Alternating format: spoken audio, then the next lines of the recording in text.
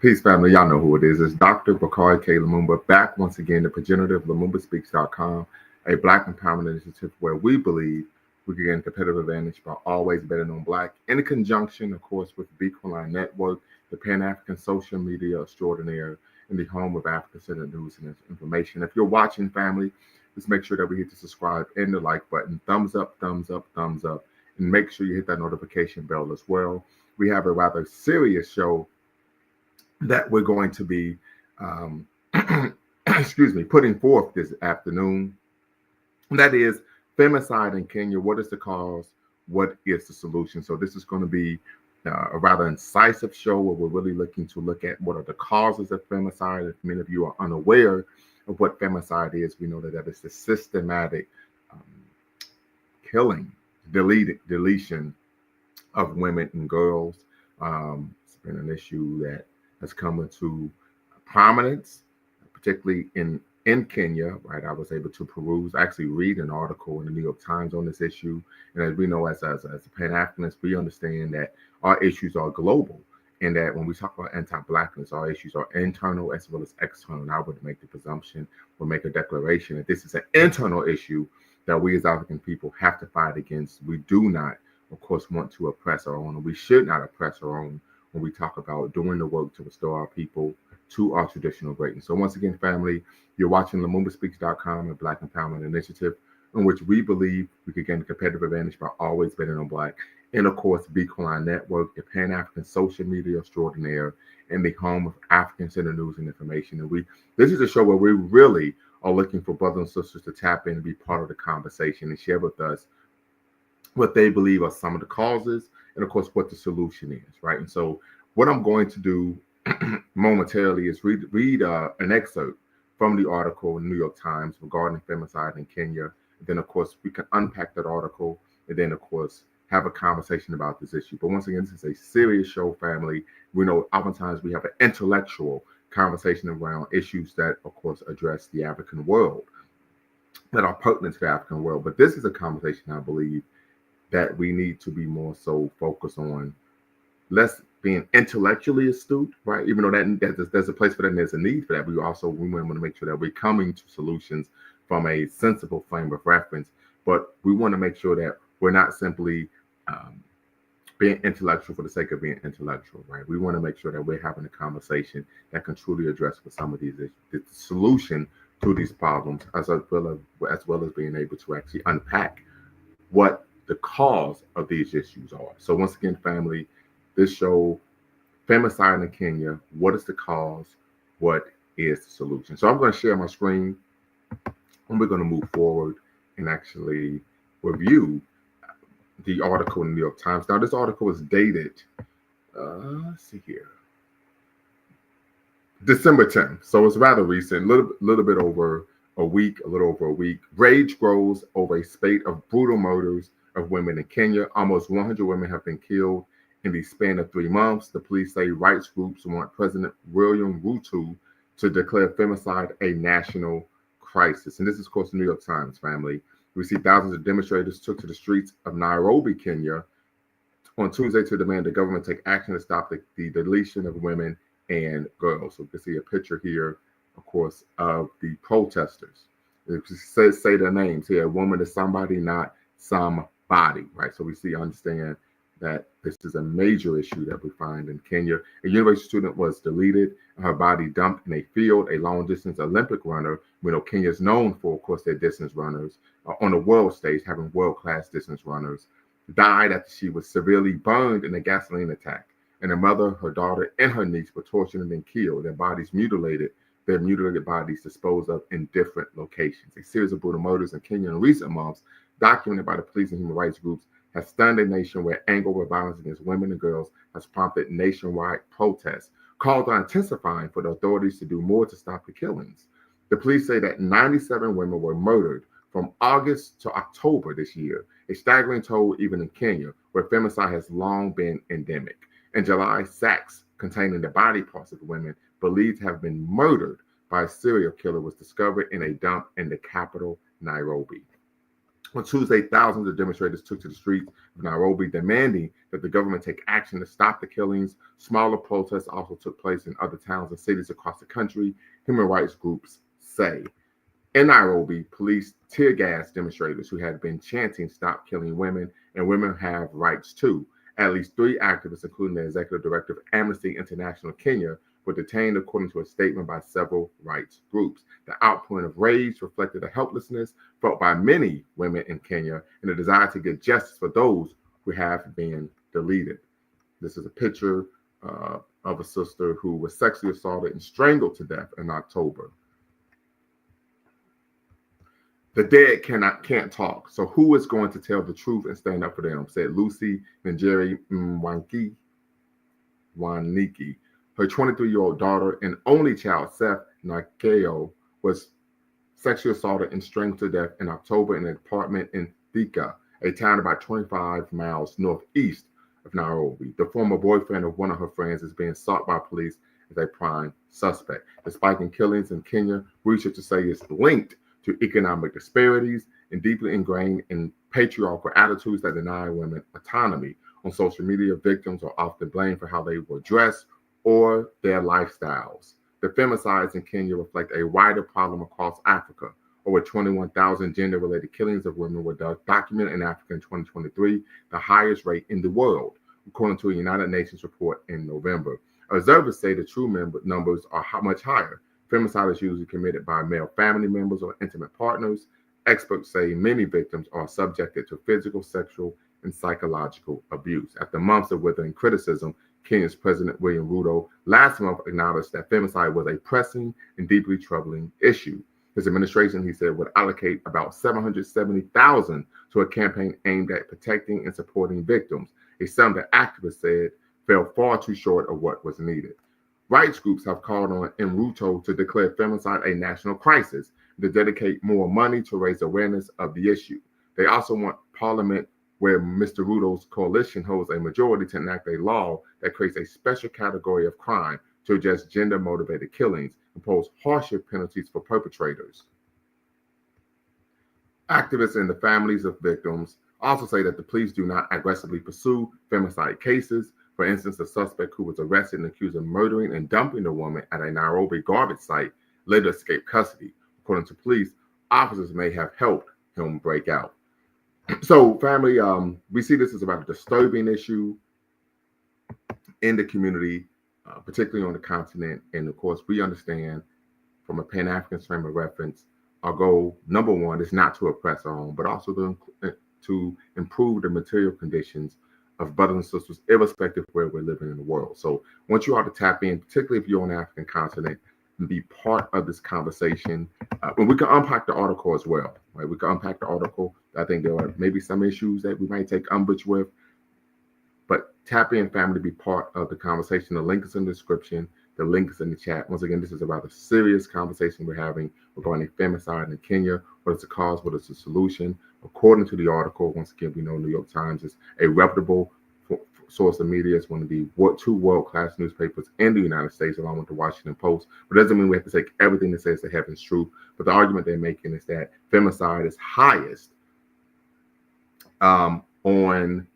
in the African continent than any continent in the world. Don't know if that's the case or not, but I do know that anytime that we're deleting our own, that is an issue of concern. And we definitely want to tap in, want you all to tap in, and let's really have a conversation about what is the cause and what is the solution to this issue. But a D1 Beats, appreciate you, brother. Happy you could catch the stream. I said, okay, YouTube notifications have been hating. You know, I've had a number of people tell me that they subscribe to the channel, but for some reason, when I start a live, they are unable to, for some reason, get a notification. So definitely happy that you were able to make it with us here this afternoon. But I'm saying, man, I don't know if this is part of the problem, but Kenya is an Islamic country. Well, I think Kenya is a mixture, right? It's also Christian as well. So I'm not going to Google that rather quickly, but just check that out. Because, you know, many people will say, you know, it's Islamic, so on and so forth. But we also know that all Abrahamic religions have a history of misandry. Misogyny. So, yeah, actually, Kenya is 85% Christian and only 10% Muslim. So, yes, Kenya is 85% Christian and 10% Muslim. So that would not be the issue. That's not the issue. So once again, family, tap in, be part of the conversation. Once again, we're seriously looking at solutions, right? What is the problem? What is the cause? Of course, what is the solution to this issue? The link is in the description. The link is in the chat, and we're discussing a rather serious issue, family, on this show, and that is femicide in Kenya. What is the cause? What is the solution? The article argued that this was due to patriarchal uh, values and views, and Kenya. You know, I think oftentimes journalists, even feminists, conflate patriarchy with misogyny. I would argue this is an example of misogyny. Patriarchy, in my opinion, and what and even historically is about protecting women, right? Not deleting them. So this is an issue of concern, family. As we know, part of our job is not to harm our own, not to oppress our own. And this is a major issue of concern, a major issue of concern. So definitely want some brothers and sisters, hopefully from the continent, who can tap in and share what is the cause and what is the solution to, of course, gender-based violence in Kenya and throughout the African continent, particularly in terms of femicide. And this is something that we could even argue, unfortunately, we even see sometimes in our community as well, right?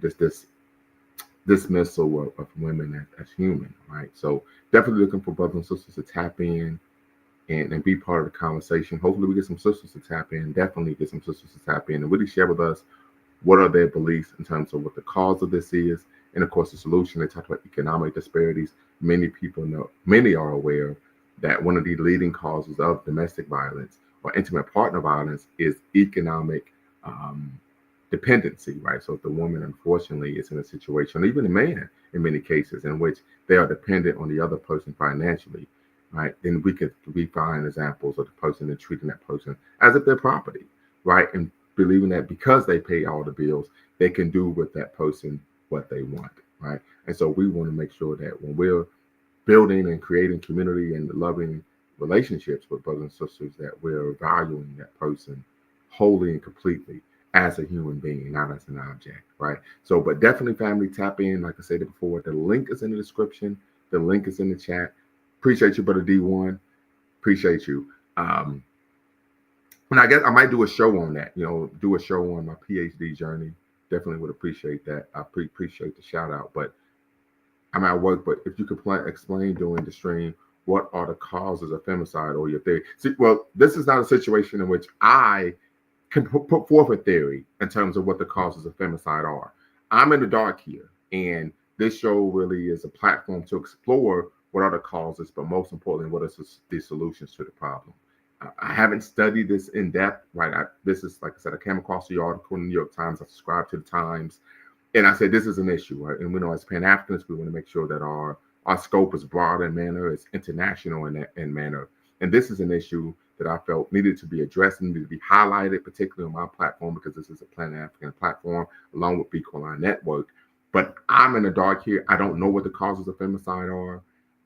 But hopefully we can understand the cause, learn about the cause in this conversation, and then, of course, be able to address and come up with some rather incisive solutions to the issue. So appreciate you, brother D1. If you know any sisters who would like to tap in, be part of the conversation, shoot the link to them via text, and hopefully we can have a conversation this afternoon, going into the evening, regarding femicide in Kenya and even globally. In terms of the African family and community, what is the cause, and of course, what is the solution?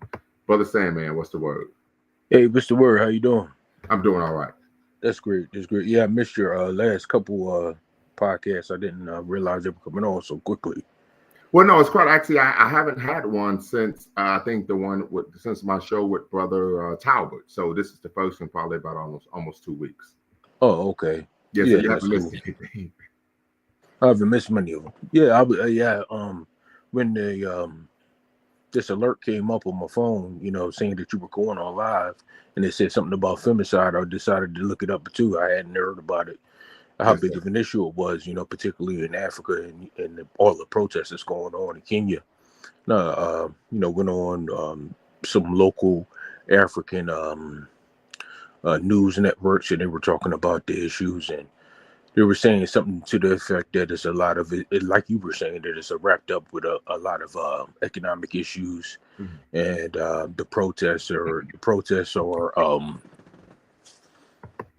trying to get their government officials to do something about it, make it like a hate crime or some sort, so that Right. that could deter people from, doing it as well. I think maybe that could work. Yeah, but anytime you're dealing with social issues like that, is you really need someone who's an expert on, controlling stuff like that, because you don't really want an environment where it becomes like, completely controlled by the government. What do you call it? What do they call that? A totalitarian government. I don't think Right. that's what they want in Kenya. But if they want to continue to have a free market enterprise and a democratic government, then they have to find some way to manipulate the social fabric of the Kenya in general. But I wonder sometimes though, particularly with those ones with the really brutal murders, like where the woman sometimes they get burnt. That almost sounds like those witch trials, like a witch doctor.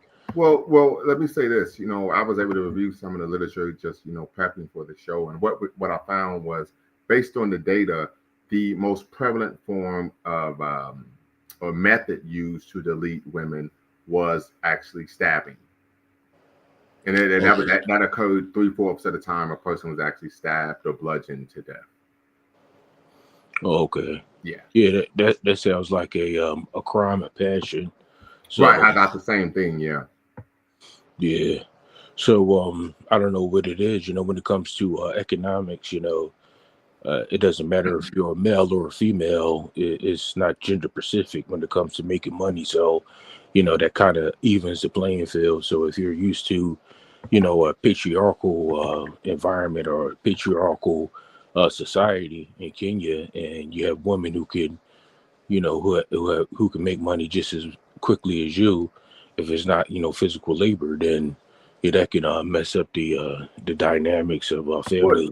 I don't. I would disagree because we find, examples in West African history and societies in which women actually ran the marketplace, even though the societies were patriarchal. And I don't think this is an issue of patriarchy. This is an issue of misogyny. And I think people tend to conflate the two. But yeah, like if a man has an issue with a woman being able to make a living, that's not patriarchy. That's misogyny. Right. So, in West Africa, you saying they're running a marketplace. What was their form of currency in West Africa? Um, yeah. So I mean, in some instances, it was cowrie shells, right? But what we do know is in the many societies, and I'm citing the work of Doctor Lord have mercy. I get called this guy all the time, and I can't even think of his name. Uh, CSI Johnson. no, no, no, no, no, no. He's a historian. Let me see how I gotta pull up the book. Walter Rodney. Walter Rodney. He talks about societies in West Africa, West and Central Africa, and how the men, of course, controlled government and even, of course, the society in general. But women had a space economically to where they were in the marketplace, so that there was a division of power. Okay. Yeah, and Yeah. he talks about this in the book, how you have underdeveloped Africa. Yeah, yeah. So I guess when you're dealing with an international marketplace where the Western worlds are going to kind of dominate the currency and decide how much it's worth, and all of the inflation that's going on worldwide, I guess that could cause a lot of stress in between family dynamics that's going on in Kenya. I mean, I guess if you're stressed out about where your next meal coming from, and sometimes black women you know they have a tendency to fight back or talk back to their husband, then it gets it just explodes and blows up into something bigger. And I guess I don't know. I guess what I would do if I was a president or some type of official in Kenya, if I wanted to end um fratricide, or femicide, or rather, I would probably outlaw like alcohol. I would, I would outlaw like drugs or alcohol and drugs, anything that could distort a person's mind. That whereas though if they drunk too much and they get in an argument, they go to the next level where they delete somebody. That's what I probably start with. So And then once let me the read this. Let me read this article. It's on femicide in Kenya. I'm gonna read this. I'm gonna share my screen, and it tries to tackle some of the issues very quickly. University of Alabama. So once again, this is University of Alabama, Birmingham. So we understand that there's a Western lens here. Femicide is not a new phenomenon, but the magnitude of the problem in Kenya is shocking. The term encompasses various forms of violence against women, including domestic violence, sexual assault, honor killings, and dowry-related deaths. These acts are driven by deep-seated beliefs and cultural norms that perpetuate gender inequality and elevate toxic masculinity. So that's why I say this is a Western, because we see some of these concepts here: toxic masculinity. You see the repudiation of patriarchy, so on and so forth. But the cultural factors behind femicide, according to this article, to tackle femicide in Kenya, it is crucial to dig into the cultural factors that contribute to this crisis.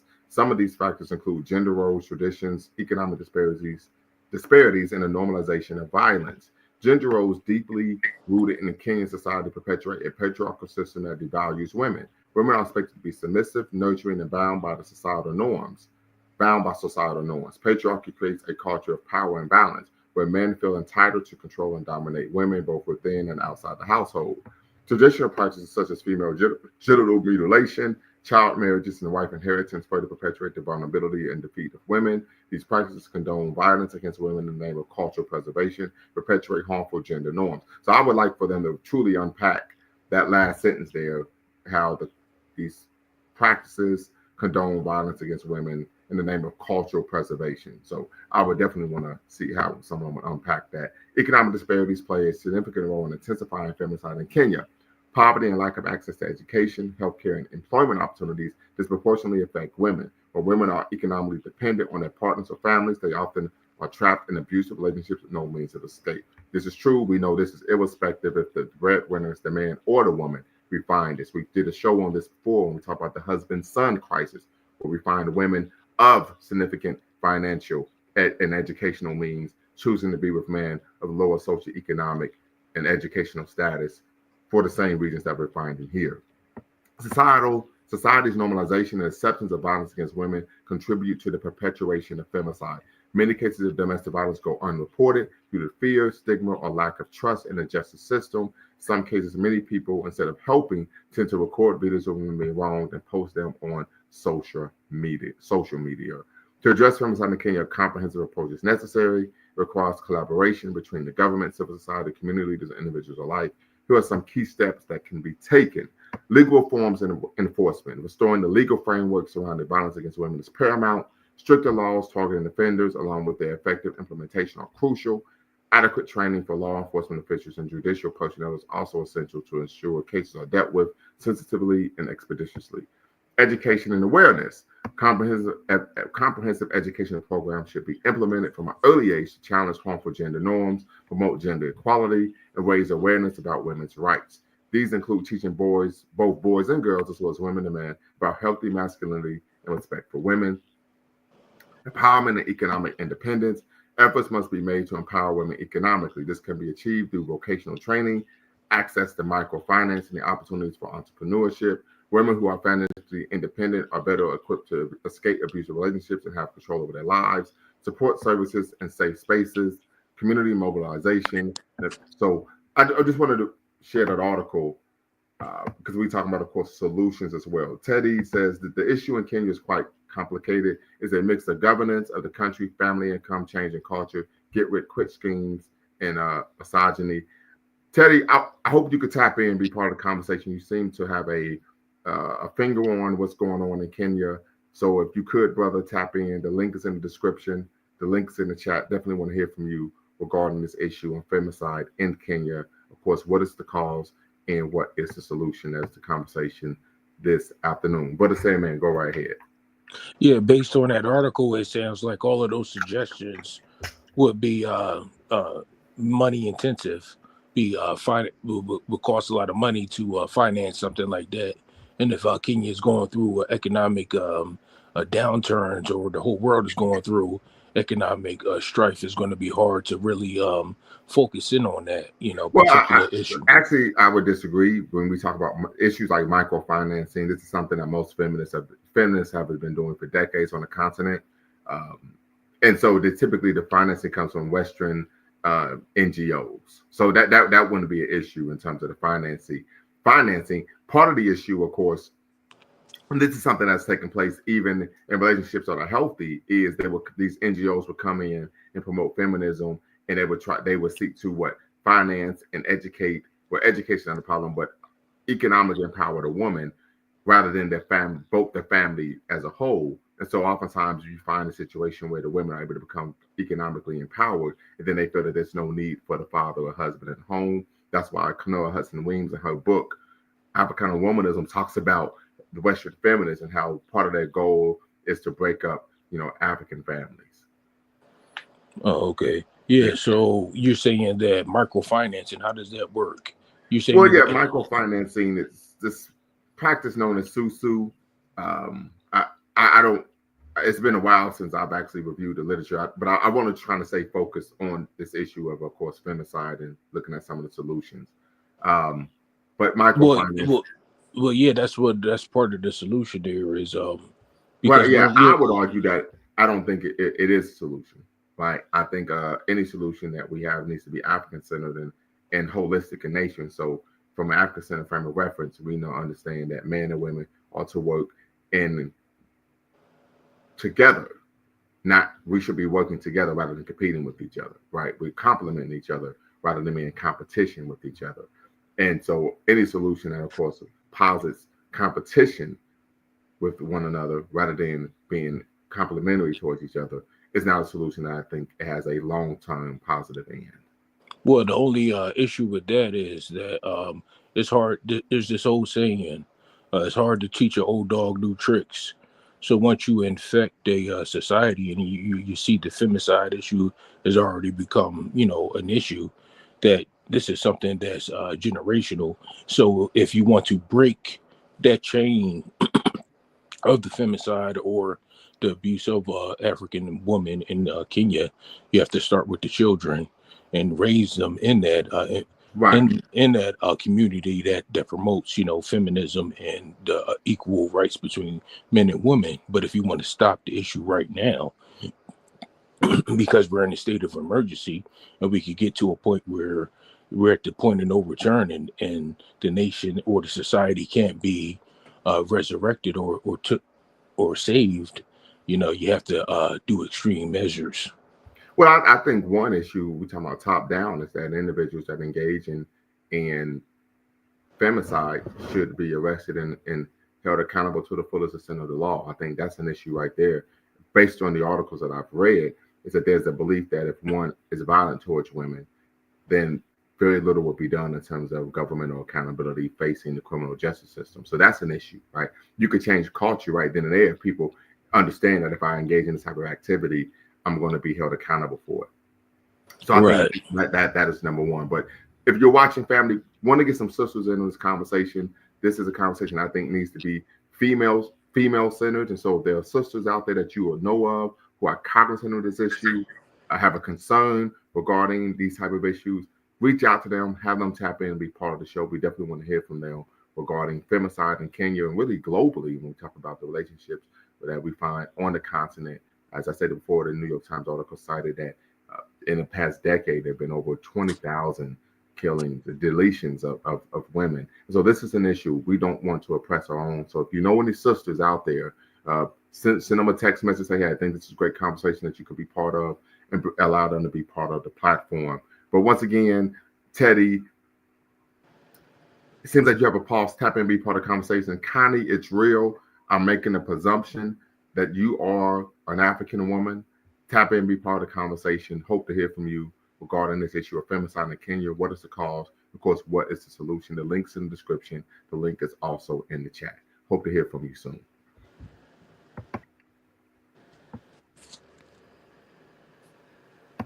Go right ahead. Yeah.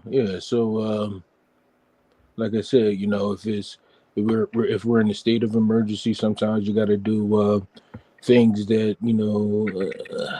to curb the problem, and obviously, making people holding men accountable for their actions is you know a way to curb men from doing that if they know they're going to be held accountable. But first, you need the infrastructure of the police and department to find those individuals that commit these crimes and bring them to justice, which is another issue if you don't have the manpower or the police power to do things like Well, that. it doesn't appear to be an issue of not having the manpower. It seems to be an issue of them not caring about women being deleted, and that's why they're not arresting and prosecuting these individuals. Yeah, so that has to start from the top down. They have to put that in. They have to implement that, make that a focus of the policing. If they have other issues, and you take those police away from other issues that might be pertinent. I don't know if they're having issues with terrorists because they are close to the Middle East, and they have had issues with Arab uh, uh, Islamic extremists in the past.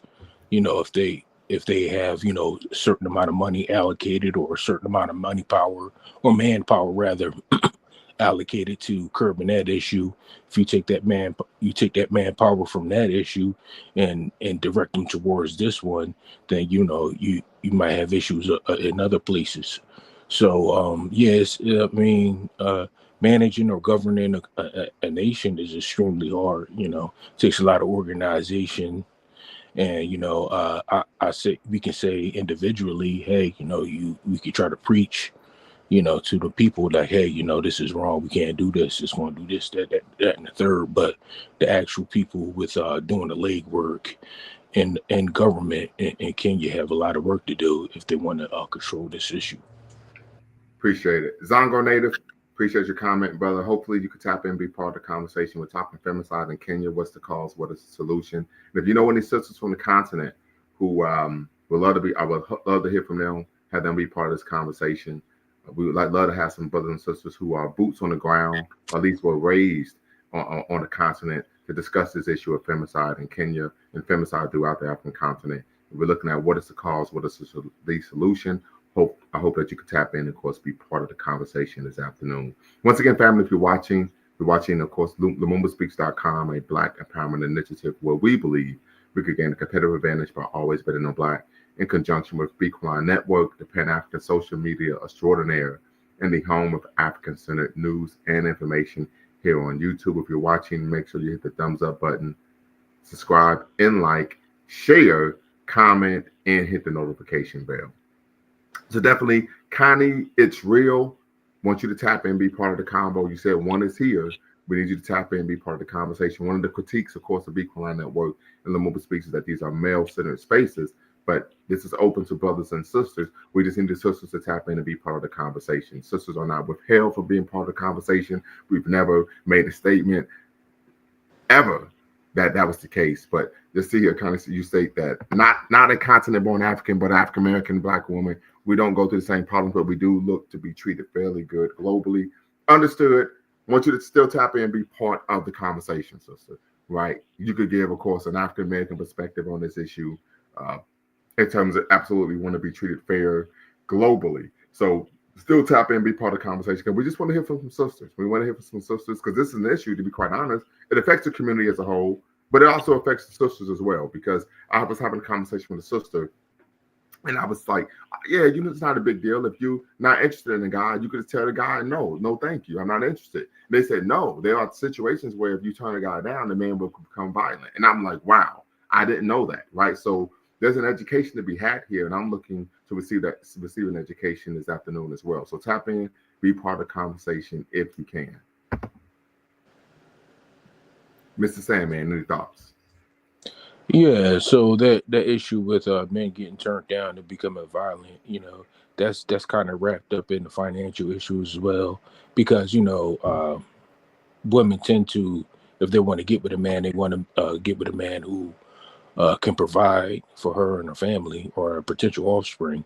And if you're in a country like Kenya that might be, I don't know if they are, but if they might be having economic issues and the young men can't, produce the amount of income to court a woman, that's just going to make it more difficult for them to impress a woman to, be part of to Well, dating or what have you. respectfully, I don't think it's an economic issue, right? And plus, I was talking about a conversation that took place here in the States where the sister just said, sometimes you meet a guy, you're just not interested, right? He asks you for the phone number, you say no, thank you, and the man becomes violent. I don't think that's an economic issue at all. Well, tendency it's just that it just so happens that men who have a lot of money have a lot of choices. So you could tell a man who has a lot of money no, and he'll just move on to the next. But a man who doesn't have a lot of choices because he lacks in one department or the other, then he's the one that might have some other issues with There a are woman. documented cases of men who are financially well off who still respond that way when a woman turns them down. So Well, once again, I don't think it's an issue of money. so statistically, what would you say is the demographic that commits crimes like this most often? Based on what I've observed, I couldn't provide a statistic. I would argue that I think it's probably equal. I really do. Because what we tend to find, particularly individuals who have money, are able to conceal their crimes based on their resources. Right. And that article didn't mention anything about economics. It didn't mention the economic status of the men who were engaging in these crimes. Okay. But they did state that women who were financially dependent found themselves being victims of domestic violence or intimate partner violence more so than women who were able to do for themselves economically. Okay. So I don't think that's the case. So I wish people could understand no is no matter the gender. Once again, Connie, tap in, be part of the conversation. You do not have to cam up to be part of the convo, and you do not have to use your actual name. You can use a pseudonym to protect your identity. So tap in, be part of the conversation. Don't just comment in the chat. But yeah, so it's not an economic issue. For some, I would argue it's an issue of entitlement. Oh, entitlement. Yes, entitlement. I'm a man. I want you, and therefore I should have you, irrespective of what you think or how you feel. I think it's that simple. And where does that come from? I have no idea. I really do. I have no idea. Just like there are men out there who pursue women who are drunk. I don't know where that comes from. I've never found a drunk woman attractive a day in my life. Ever since I was a teenager, it was a huge turnoff. I don't know where it comes from, but there are people who move that way. So how would a woman know where that comes from if we don't know where it comes from? Once again, this is why we're having this conversation, because like I said, I am in the dark. I am in the dark. Yeah. My advice to men when it comes to issues of intimate partner violence, and this came from a conversation where a young brother came to us at the gym and, posed the question. I said, well, it's very simple for me. If you want to beat her, leave her. Mm-hmm. Very simple. Right? You want to beat her, leave her. If you believe that you would be the type of person that you're in a relationship, you're going to be abusive, don't be in a relationship. Yeah, it must be some type of cultural thing. If it's something that's a situation of entitlement, if it's not based in economics, then it must be a cultural thing. And then at that point, you have to look at the culture. What is the culture that regulates or controls, or is the guiding principalities in Kenya or in the rest of Africa? Because I read the statistics as well, and they say, like you said before, you don't know if those are correct, but Africa has the most femicide in the world, followed by Asia. And when they say Asia, I assume they're probably talking about like the Middle East, and we know, that's the hub of a lot of Islamic extremist practices. So that's just connecting the dots and me presuming that could be the issue. Something to do with culture. If that wasn't an issue that we were having prior to being introduced to Islamic or Western religious faiths on the continent. Right. So Yeah, it is an issue. Once again, family, if you're watching, the link is in the description. The link is in the chat. Tap in to be part of the conversation. This is an issue, a critical issue that we're finding in the African world. That is the issue of femicide in Kenya and on the African continent. We want to unpack what is the cause, of course, what is the solution to these issues. Definitely want to get some sisters on the panel who really could share with us their perspective. They may be cognizant or knowledgeable of these issues or have friends who are victims of this type of thing. I do know here in Columbus years ago, there was a situation where a young couple broke up and the brother deleted the sister, right? This is in the Black community. He on the north side where I stay, and he deleted the sister. And that is an issue of concern. So definitely want to tap in. You know, some people have a tough time letting go, right? Become emotionally codependent. But definitely want to hear from sisters because this is an issue that primarily affects sisters when you are at risk of being deleted. So definitely want your sisters to tap in, be part of the conversation here where we're discussing, of course, femicide in Kenya and overall in the African world. What is the cause and what is the solution? Definitely tap in, be part of the conversation. Link is in the description. The link is in the chat. Come be part of the conversation. Once again, brothers, shout out to the brothers. If you know some sisters that you believe will be interested in this conversation, pull out your phone, send them the link, tell them to tap in and be part of the conversation. Okay. You're watching, of course, Lumumba Speaks. So I once again, sister, I will give you, all you got to do is click on the link. Right. So the link is in the chat. It's below your comment. Sorry, I don't know how to. Click on the link, tap in, be part of the conversation. And we want to hear from you. Once again, this is a serious issue. Femicide in Kenya. What is the cause? What is the solution? Of course, we're going to open the conversation up to femicide in the Black community, just globally amongst African people.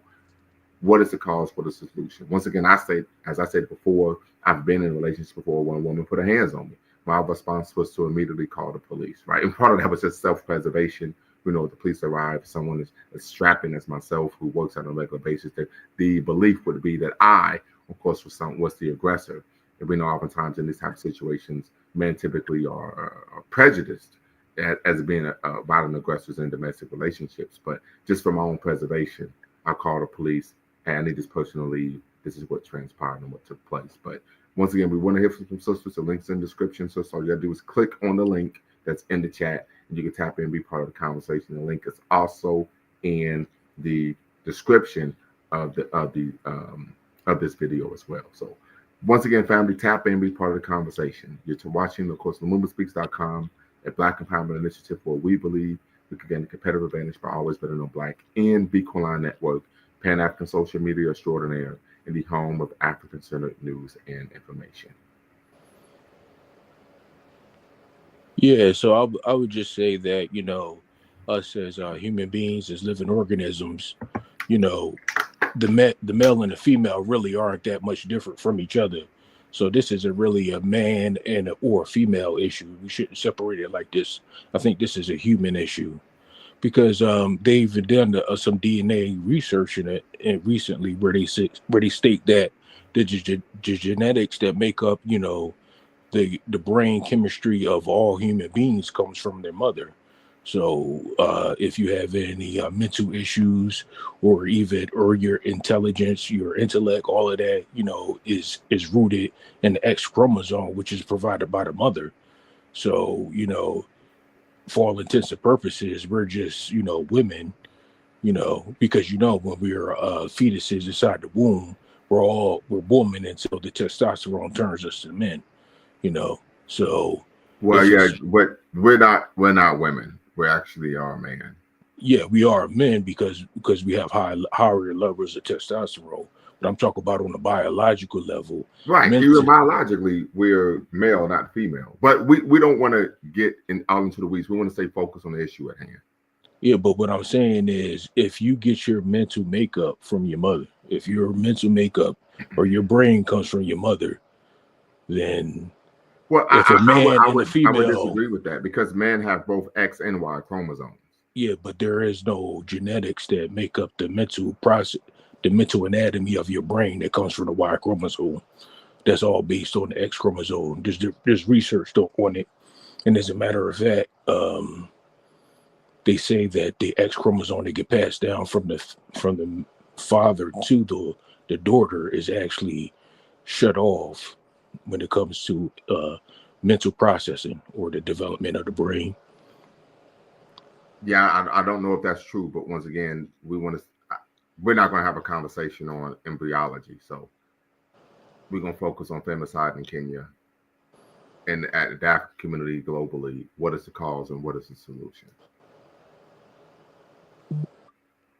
So once again, family, sister Connie, I hope you could tap in. All we need you to do is click on the link and you could be part of the conversation. Once again, brother Zongo, right, from Ghana, hopefully you could tap in as well. Give us some insight or your thoughts as someone who, of course, was born and raised on the African continent. Even Brother Teddy, once again, hopefully you could tap in and be part of the conversation as well regarding this issue. Definitely want to hear from you all regarding what is the cause and, of course, what is the solution. I read 2 articles regarding femicide in Kenya that really makes an argument regarding the cause. I would make the argument that some of it, of course, has a Western lens to it. But once again, family, I want you all to tap in and be part of the conversation here at Lumumba Speaks and Big Fly Network, because this is a serious conversation that we need to have. Once again, we talk about anti-Blackness is ubiquitous, but there's also internal and external. And this is an example of internal anti-Blackness where we're deleting ourselves. We've done shows, of course, on Black crime, and we're doing a show on femicide today. And we definitely want some people to tap in who are in the know to discuss what the problem is and how we could come to some solutions. We've made the argument here at Lumumba Speaks that one solution is from a top-down solution where individuals who are engaged in these type of illegal acts, these crimes, right, are prosecuted to the fullest extent of the law, where they are arrested, investigated, and prosecuted to the fullest extent of the law. What we tend to find, and Sister Connie, if you could simply cam up while you're in queue, just so I can make sure you're not trolling, that'd be great. And then I could bring you into the live and you could turn your camera off. So I just need you to cam up in queue while you're in the background. Only I can see you. Make sure you're not trolling. And then I could bring you into the live and you could turn your camera off. So I just need you to cam up in queue momentarily while you're in the background. But this is an issue, once again, that I think it needs to be addressed. So top down, they are investigated, arrested, prosecuted to fullest extent of the law. Right? We don't want individuals who are engaged in this type of activity to be able to have a free reign, to operate with impunity. So, Brother Bawana, hope you could tap in as well. Need you to tap in. You're very incisive on these issues, and hope you could tap in as well, Brother Bawana. You say the population of Kenya is 55 million. The cases of femicide, the BBC is citing 100 cases. That's less than the deaths of females. Well, I'm looking at the New York Times, right? In the New York Times, they argued that there was, let's see here, according to the New York Times, the outpouring of rage reflected, let's see here, get the numbers, trying to get the numbers here. So 21,000 gender-related killings of women were documented in Africa in 2023. And there's a particular number that I believe this article cited for Kenya. But once again, it doesn't matter if it's 1 or 100. It's unacceptable in my eyes. 1 or 100 would be a problem for me. So they say 97 women were deleted from August to October. So in a 2-month span, there were nearly 100 women who were deleted in cases of femicide. And one of the issues is that the nature of these deletions were rather appalling as well, right? So definitely hope you could tap in, Brother Bawana. Sister Connie, I need you to turn your camera on in the queue. Okay, turn your camera on in queue in the background so I can see who you are. Okay, all right, and I will bring you into the live. Okay, Sister Connie, how you doing? You can turn your camera off. You don't have to keep it on, but you can turn your camera off. So just want to appreciate you tapping in. If you could share with us your thoughts on this issue. Of course, you're an African-American sister. Have you experienced issues in the community growing up, living in the community, in which you believed or that there was a possibility that you may have been in danger? Yes. Um, I've I've been in that same type of situation before where you try to be cordial to people and respectful, but if you don't go along with what they expect you to go along with, yeah, they do disrespect you and sometimes go further. And it is scary when you experience it. Okay. Could you provide an example if possible? If that's not digging too deep. Um, I'm gonna say when maybe like females tend to go out and stuff, and they run across like a group of like guys or something like that. This is more or less when I was younger and stuff like that or whatever. I I'm gonna more or less say we experience like guys coming at you, but you try not to be, you try not to put yourself in a situation, but at the same time, you're trying to be respectful to people, but you can only go so far before they you can only go so far before they interpret it as, oh, well, you think you're too good to talk to me. And then they start disrespecting you and stuff like that, like cussing you and saying, I didn't like you anyway, that type of thing. And I'm like, Right. that's not even what should happen. If you say no, no matter what the gender is, no should be no, no matter what it is. Right. Absolutely. Any thoughts on what the sister shared? Yeah, of course. I agree. I've been young, dumb, and full of the saying goes. Right. And I've never felt the need to disrespect females if I wasn't their choice or what have you.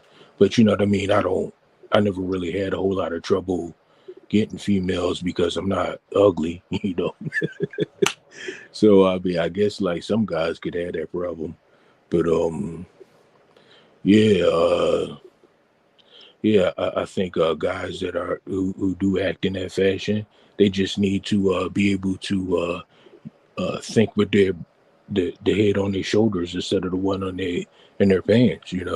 If she's giving you signals or giving you cues that she might not be interested, pay attention. Pay attention to her. If she's giving Oh, you cues or ideas that she might be interested, pay attention to that. And if she appears opening to you, then you make your move. It's pretty common sense. Sister, I think you wanted to interject. oh yeah, I was saying I don't think it has anything to do with appearance, uh, or even money sometimes because, like, being like I'm a female who worked in predominantly male industry. I'm a welder, and so a lot of times, just trying to be cordial with your coworkers and stuff like that, they take it as in, if you smiling too much or whatever, oh yeah, you like me or whatever. But that's not the case. You're just trying to get along, get along, throughout your day or whatever without having to disrespect anybody or tell anybody anything that will make you think that you like them or something. You just want to do your work and just go home. But a lot of times it don't work like that.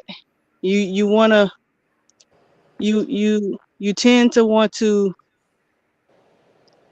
be nice with, and then your whole personality has to change in those type of environments because, oh, I'm sorry, my phone is trying to ring at the same time. Well, yeah, Okay. you trying to be nice, but at the same time, they're taking it the wrong way, and now you looked at as like, oh, like you're coming on to them or whatever. When that was never the case. So I don't Right. think it always have something to do with money. I don't think it always have something to do with looks because a lot of times some of these guys they look decent, and some of these guys they got nice, you know, a nice paycheck or something like that or whatever. It's sometimes it's just ego. Right. Yeah, and we've talked about this before, being Lumumba.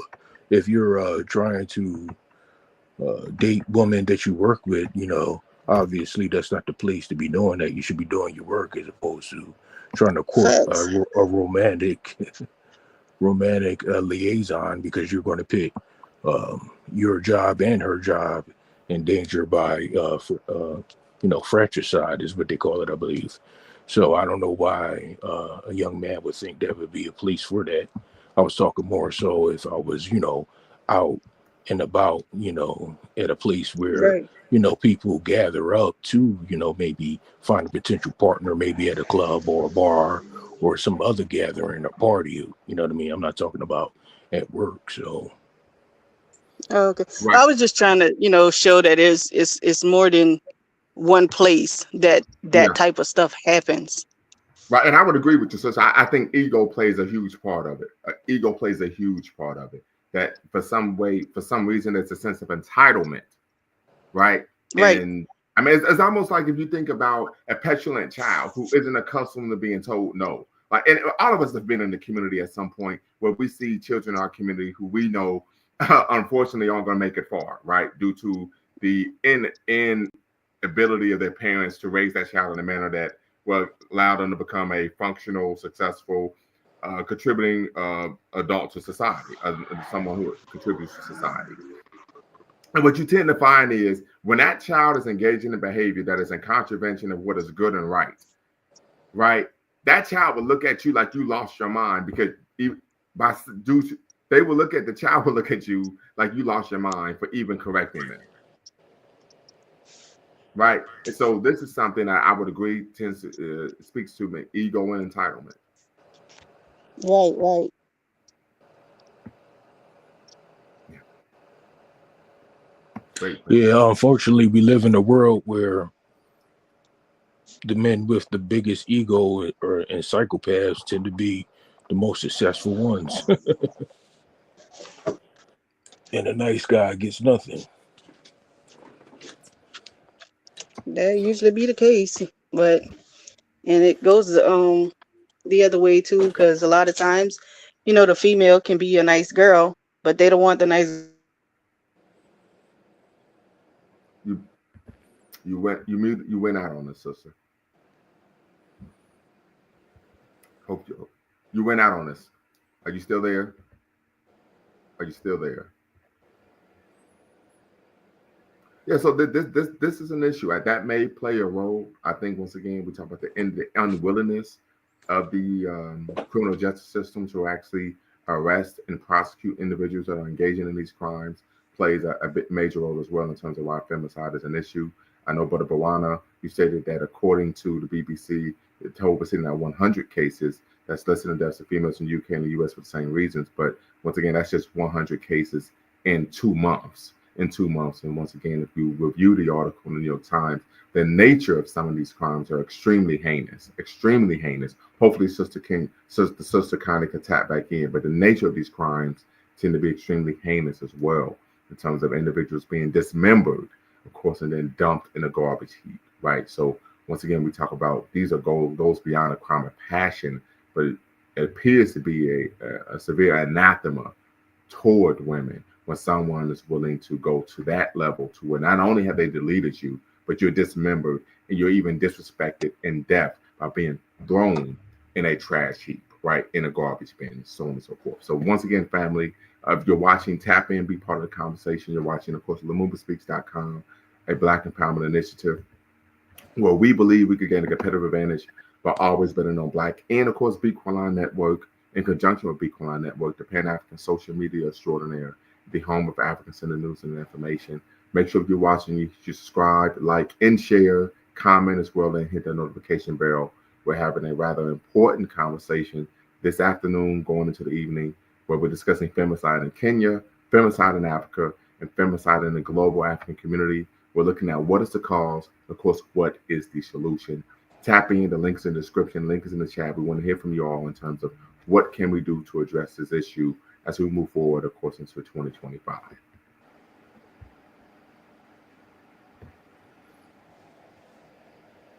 Mr. Sandman, any thoughts?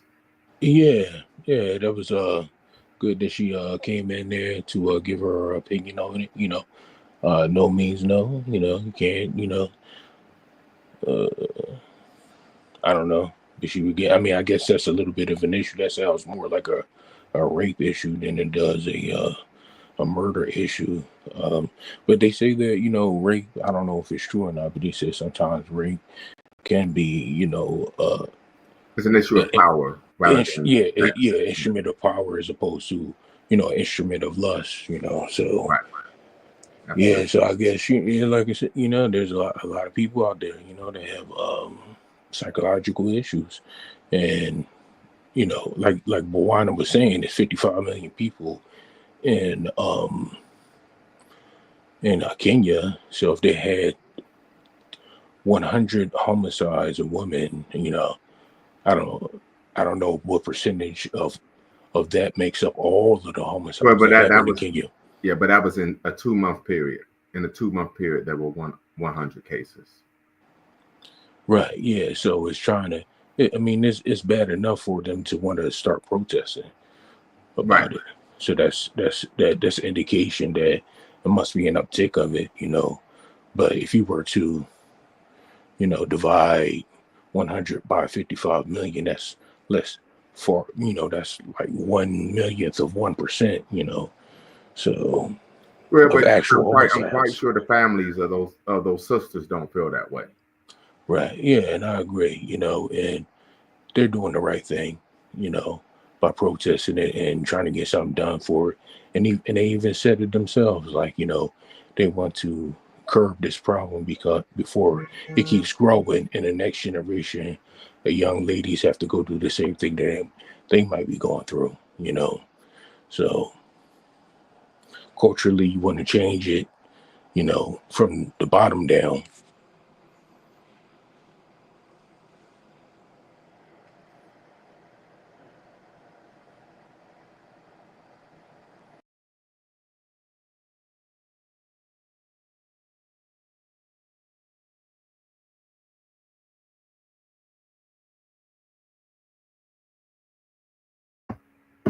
Well, all right, family. Appreciate everyone that tapped in. Until next time, you all know what to do. Always bet on black. Peace. Before you go, make sure you hit the subscribe and like button. Thank you for supporting the channel. And remember, here at Lumumba Speaks, we always bet on black. Peace.